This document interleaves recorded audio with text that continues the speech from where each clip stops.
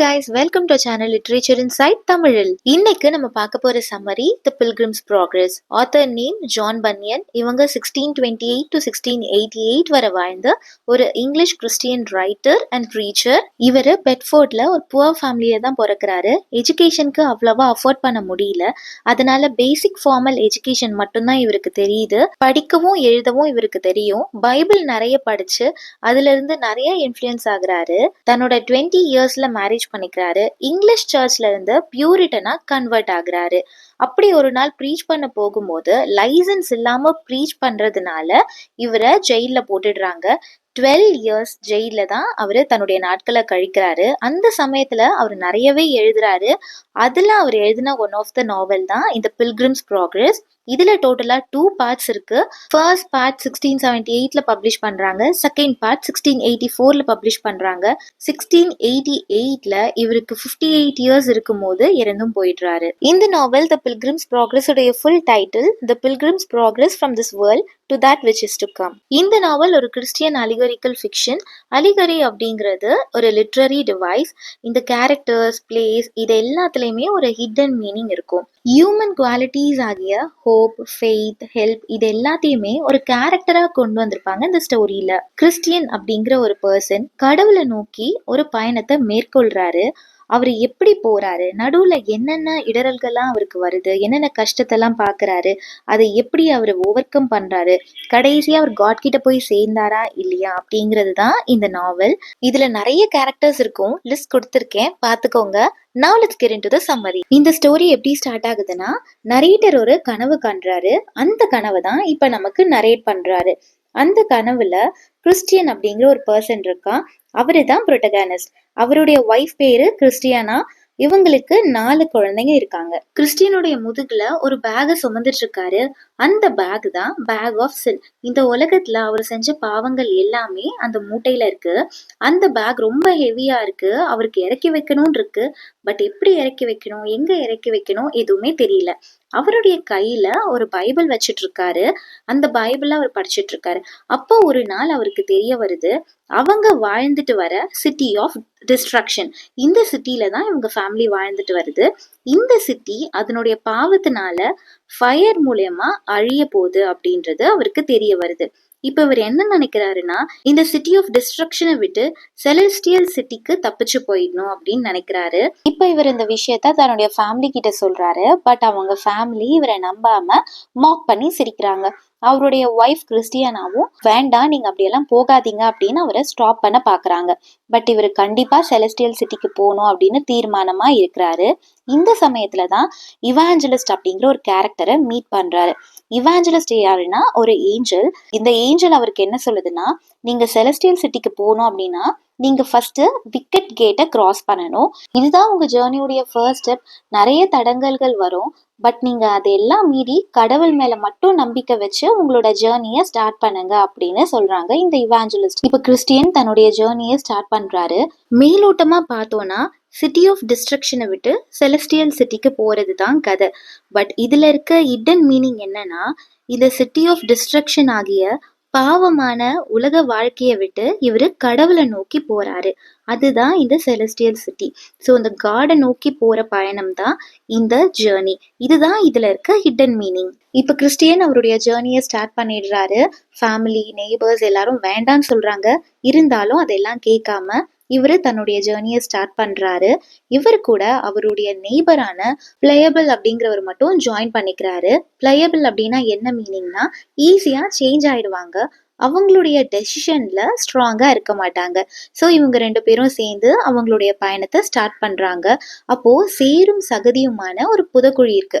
அதுதான் sloth of டெஸ்பான். அதுல இவங்க 2 பேரும் விழுந்துடுறாங்க. பிளேயபிள் மட்டும் தப்பிச்சு ஓடிடுறாரு. கிறிஸ்டியன் அதுல மாட்டிக்கிட்டு ரொம்ப கத்துறாரு, ஹெல்ப் ஹெல்ப் அப்படின்னு.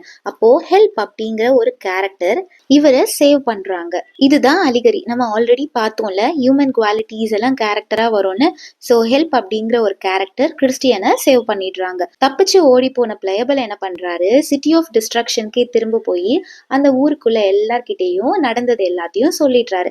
அவங்க எல்லாம் கிறிஸ்டியனை திரும்பவும் சிரிச்சு மாக் பண்றாங்க. அவனுக்கு தேவைதான், ஏன் போகணும் அப்படியெல்லாம் சொல்றாங்க. ஸோ இதை என்ன மீன் பண்ணுதுன்னா, நம்ம கடவுளை நோக்கி ஒரு பயணத்தை மேற்கொண்டோம் அப்படின்னா கண்டிப்பா இந்த உலக மக்கள் வந்து நம்மள கேலி கிண்டல் எல்லாம் பண்ணுவாங்க.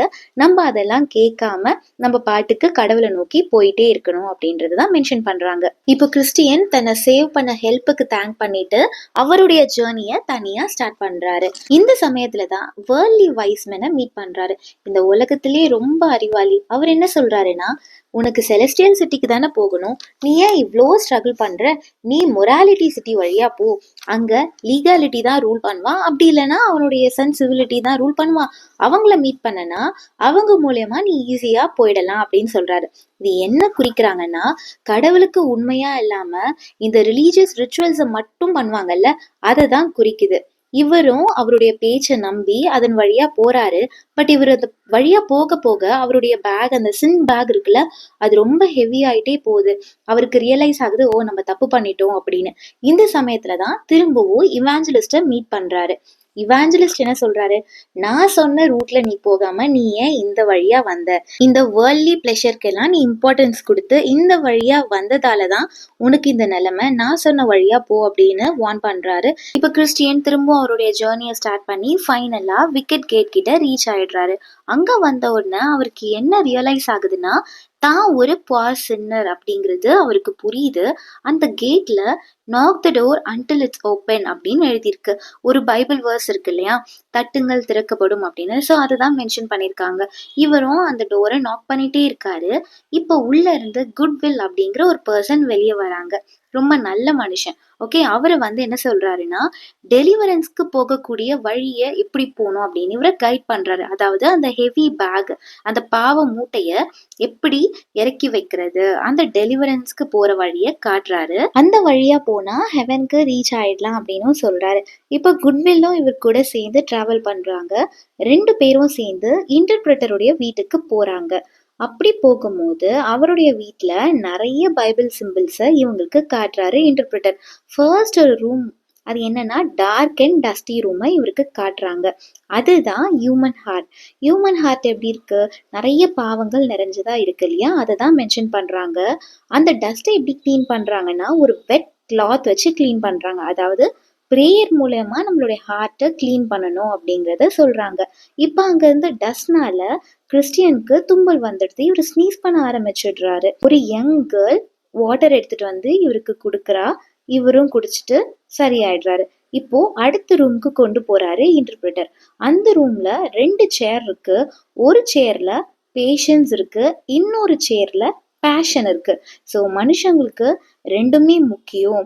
பேஷனை நோக்கி போகணும் அப்படின்னா பேஷன்ஸ் கண்டிப்பா வேணும் அப்படின்றது தான் இங்க மென்ஷன் பண்றாங்க. அதாவது ட்ரூ ஃபெய்த், உண்மையா இருக்கணும் அண்ட் ரொம்ப பொறுமையா இருக்கணும், ஃபெய்த்ஃபுல்லா இருக்கணும் அப்படிங்கிறத இங்க நமக்கு சொல்றாங்க. அடுத்ததா பர்னிங் ஃபயர் இருக்கு, நெருப்பு எரிஞ்சிட்டு இருக்கு.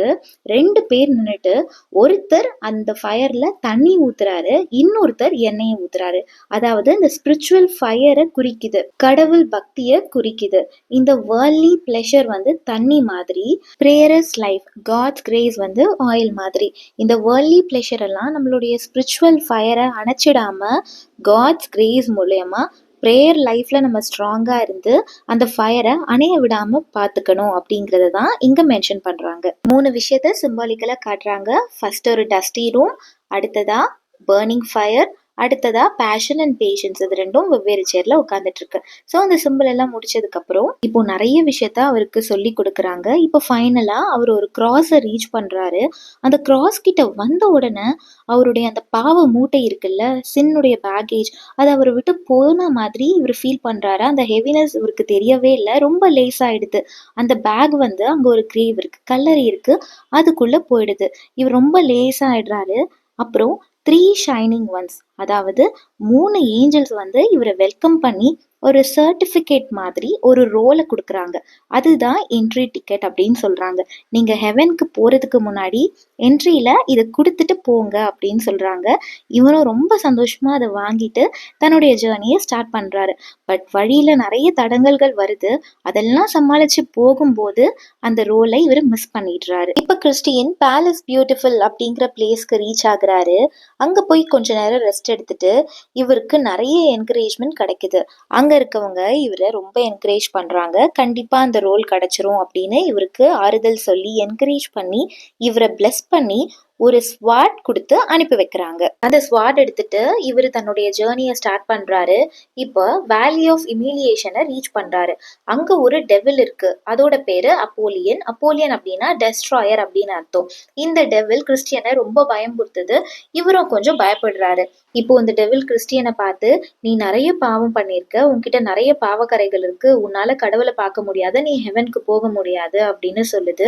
அதுக்கு கிறிஸ்டியன், இல்ல இப்போ என்கிட்ட பாவம் கிடையாது, நான் எப்போ கிராஸை பார்த்தேனோ அப்பவே என்னுடைய பாவம் என்னை விட்டு போயிடுச்சு, கடவுள் என்னை மன்னிச்சிட்டாரு, கிரைஸ்ட் என்னை மன்னிச்சிட்டாரு, இப்போ நான் பாவம் இல்லாதவனா தான் இருக்கேன், நான் கண்டிப்பா ஹெவனுக்கு போவேன் அப்படின்னு சொல்றாரு. இதை கேட்ட உடனே அந்த அப்போலியனுக்கு ரொம்ப கோவம் வந்துடுது. கிறிஸ்டியனை சண்டைக்கு கூப்பிடுது. இப்போ கிறிஸ்டியனுக்கும் இந்த டெவில்க்கும் ஒரு பேட்டில் நடக்குது. கிறிஸ்டியன் கையில ஒரு ஸ்வாட் இருக்குல்ல, அதை வச்சு நல்லா சண்டை போடுறாரு. வின் பண்ணது கிறிஸ்டியன் தான். இப்போ கிறிஸ்டியன் வின் பண்ணிட்டு தன்னுடைய ஜேர்னியை திரும்பவும் ஸ்டார்ட் பண்றாரு. இப்போ ஒரு டார்க் பிட்க்கு போறாரு. அந்த இடம் பேரு valley of the shadow of death, அதாவது இறப்பின் நிழல். இந்த பள்ளத்தாக்குக்கு போன உடனே அவருக்கு பயம் வருது. ஏன்னா அதுதான் ஹெல்லுடைய என்ட்ரன்ஸ். ஒருவேளை ஹெல்க்கு போயிருவோமோ இல்ல ஹெவனுக்கு போவோமோ அப்படிங்கிற பயம் வருது. இந்த சமயத்துல தான் கிறிஸ்டியன் ஃபெய்த்ஃபுல்லை மீட் பண்றாரு. ஃபெய்த்ஃபுல் அவரோட ஃப்ரெண்ட்ஸோட சேர்ந்து ப்ரேயர் பண்ணிட்டு இருக்க சத்தம் கேட்டுதான் கிறிஸ்டியன் ஃபெய்த்ஃபுல்லை மீட் பண்ணி இப்போ கிறிஸ்டியன் அண்ட் ஃபெய்த்ஃபுல் 2 பேரும் சேர்ந்து ஜேர்னியை ஸ்டார்ட் பண்றாங்க.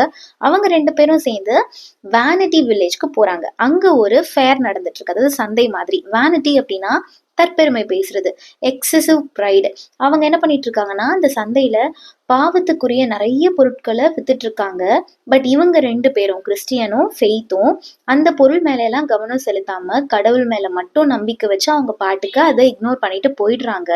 இதை கவனிச்ச அந்த வேனிட்டி வில்லேஜ்ல இருந்த பீப்புள் எல்லாம் இவங்களை பிடிச்சு, நீங்க எப்படி இந்த மாதிரி எங்களுடைய சந்தையை பார்க்காம போலாம் அப்படின்னு சொல்லி ஃபெய்த்தை கொன்னுடுறாங்க. கிறிஸ்டியன் மட்டும் சம்ஹாவ் எஸ்கேப் ஆயிடுறாரு. இப்போ ஹோப்ஃபுல்லை மீட் பண்றாரு. இப்போ ஹோப்ஃபுல்லும் கிறிஸ்டியனும் அவங்களுடைய ஜேர்னியை கண்டினியூ பண்றாங்க. இப்போ அவங்க ஒரு கேஸ்டல் கிட்ட மாட்டிக்கிறாங்க. அந்த கேஸ்டல் பேரு டவுட்டிங் கேஸ்டல், சந்தேகத்தின் கேஸ்டல். அங்க இருந்து ஒரு ஜெயண்ட் வருது. அந்த ஜெயண்ட் பேரு டெஸ்பயர், விரக்தி. இது இவங்க 2 பேரையும் பிடிச்சு அடைச்சு வச்சிருது. அந்த கேஸ்டலுக்குள்ள அடைச்சு வச்சு பயங்கர டார்ச்சர் பண்ணுது. 2 பேரையும் அடிக்குது. பட் ஹோப் வந்து கிறிஸ்டியனை கொஞ்சம் மோட்டிவேட் பண்றதால அவர் கொஞ்சம் மேனேஜ் பண்ணிட்டு இருக்காரு. இப்போ கிறிஸ்டியன் நல்லா ப்ரேயர் பண்றாரு. அப்பதான் அவருக்கு ரியலைஸ் ஆகுது அவர்கிட்ட கீ இருக்கு அப்படின்னு சொல்லிட்டு. ஸோ அந்த கீயை வச்சு அவங்க எஸ்கேப் ஆயிட்டு இப்போ என்சாண்டட் கிரவுண்டுக்கு வராங்க. என்சாண்டட் கிரவுண்ட் அப்படின்னா வசியம் பண்ற இடம். அங்க இருக்க காத்துலயே ஒரு மாதிரி ஸ்மெல் இருக்கும். அதை ஸ்மெல் பண்ணிட்டோம் அப்படின்னா அவங்க வந்து வசியம் ஆயிடுவாங்க. அங்க இருக்க பீப்புளுக்கு கண்ட்ரோல் ஆயிடுவாங்க. ஒரு டீப் ஸ்லீப்குள்ள போயிடுவாங்க. அதையும் அவங்க மேனேஜ் பண்ணி அங்க இருந்து வெளியே வந்துடுறாங்க. இப்போ இக்னரன்ஸ் அப்படிங்கிற ஒருத்தரை மீட் பண்றாங்க. அவர் என்ன சொல்றாருன்னா, நல்ல இன்டென்ஷன்ஸ் இருந்தா மட்டும் போதும், நல்லதையே யோசிச்சு நல்லது செஞ்சா மட்டும் போதும், மற்ற எந்த எஃபர்ட்டும் போடாமையே நம்ம ஹெவனுக்கு போயிடலாம் அப்படிங்கிற மாதிரி சொல்றாங்க. இதுல கிறிஸ்டியனுக்கு பெருசா உடன்பாடு இல்லை. இப்போ அவங்க எல்லாம் சேர்ந்து பியூலா அப்படிங்கிற ஒரு பிளேஸ்க்கு ரீச் ஆகுறாங்க. அதுதான் பீஸ்ஃபுல் லேண்ட், செலஸ்டியல் சிட்டியுடைய பார்டர். அது அங்க ரிவர் ஆஃப் டெத் போயிட்டு இருக்கு. இப்போ கிறிஸ்டியன் இறக்க போறாரு. அவருடைய ஃபைனல் ஸ்டேஜ்க்கு வந்துடுறாரு. இப்போ அவர் கொஞ்சம் யோசிக்கிறாரு. ரொம்ப பயம் வருது, அந்த ரிவர்ல குதிக்கலாமா வேண்டாமா அப்படின்னு. ஃபைனலா காட் மேல நம்பிக்கை வச்சு அந்த ரிவர்ல குதிக்கிறாரு. குதிச்சுட்டு வந்து பார்க்கும் போது காடை பாக்குறாரு. ஆல்ரெடி மிஸ் பண்ணார்ல ஒரு ரோல், ஹெவனுக்குள்ள போறதுக்கான என்ட்ரி டிக்கெட். இப்போ அது அவருடைய கையில இருக்கு. ஹெவனுடைய என்ட்ரன்ஸ்ல கொடுத்துட்டு அழகா ஹெவனுக்குள்ள என்ட்ரு ஆகுறாரு. ஏஞ்சல்ஸ் எல்லாம் வந்து பாட்டெல்லாம் பாடி இவரை பிரம்மாண்டமா வெல்கம் பண்றாங்க. ஒரு பெரிய டெக்கரேட்டிவ் கேட் இருக்கு. அந்த கேட் நல்ல பல பலன்னு இருக்கு.